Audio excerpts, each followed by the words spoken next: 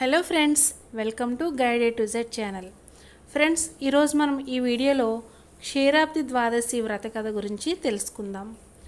పూర్వము ధర్మరాజు రాజ్యము పోగొట్టుకొని తన తమ్ములతో కూడి ద్వైతవనమునందుండగా అచ్చడికి అనేక ఋషులతో కూడి వ్యాస మహర్షి వారు వచ్చారు.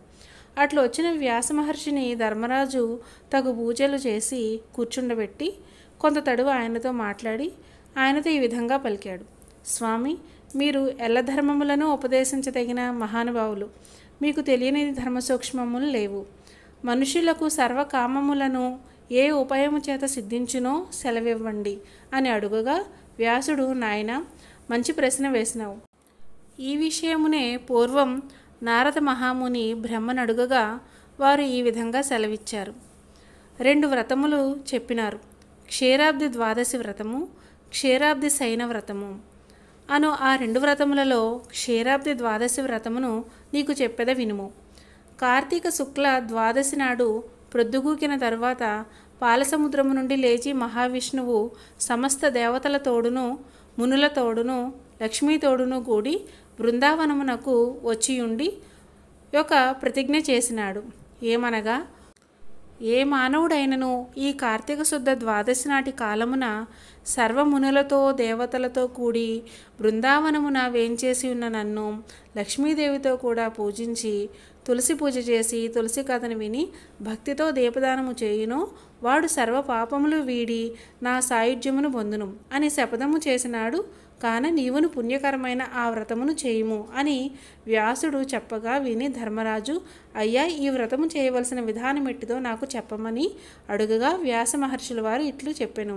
ధర్మరాజా, ఏకాదశి నాడు ఉపవాసము చేసి ద్వాదశి పారణ చేసుకుని సాయంకాలమున మరలా స్నానము చేసి శుచి అయి తులసికోట దగ్గర చక్కగా శుద్ధి చేసిన 5 వన్నెల మృగ్గులు పెట్టి పలు విధముల అలంకరించి తులసీమాల ఎందు లక్ష్మీ సమేతుడై ఉన్న విష్ణువును తులసిని భక్తితో సర్వోపచారములతో పూజించి నైవేద్యమైన తర్వాత కొబ్బరి, బెల్లము, ఖర్జూరము, అరటిపండ్లు, చెరుకు ముక్కలు సమర్పించి తాంబూల నీరాజనములు ఒసగి మంత్రపుష్పము పెట్టి పూర్తి చేసి తులసి సహిత లక్ష్మీనారాయణ మహత్యమును దీపదాన ఫలమును విని అనంతరము బ్రాహ్మణునకు గంధ పుష్పాదులను ఒసగి తృప్తిపరచి వ్రతము పూర్తి చేయవలెను.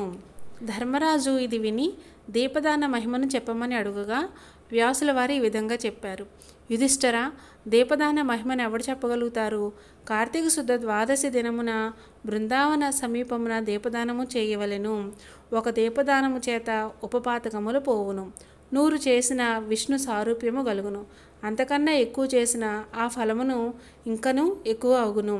భక్తితో 1 ఒత్తితో దీపం పెట్టిన బుద్ధిశాలి అగును. 4 ఒత్తులు వేసి వెలిగించిన రాజు అగును. 10 వేసిన విష్ణు సాయుధ్యమును పొందును.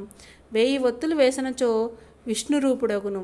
ఇది బృందావనములో చేసిన ఎడల కురుక్షేత్రమందు చేసినంత ఫలము కలుగును. దీనికి ఆవు నెయ్యి మంచిది, నువ్వుల నూనె మధ్యమము.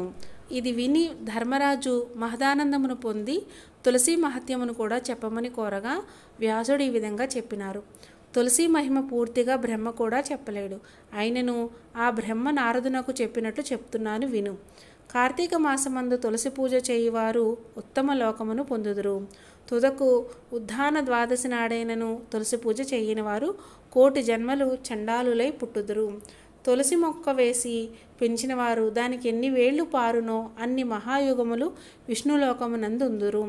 తులసి దళములు కలిసిన నీట స్నానమాడిన వారు పాపము వదిలి వైకుంఠమునకు పోవుదురు. ఈ విధంగా వ్యాస మహర్షి వారు ధర్మరాజునకు తులసి మహత్యమును కూడా చెప్పి ఉన్నారు. సో ఫ్రెండ్స్, ఇది క్షీరాబ్ది ద్వాదశి వ్రత కథ. మీకు ఈ వీడియో కనుక నచ్చినట్లయితే తప్పకుండా లైక్ చేయండి, షేర్ చేయండి మరియు కామెంట్ చేయండి. Please like, share and comment. Thank you.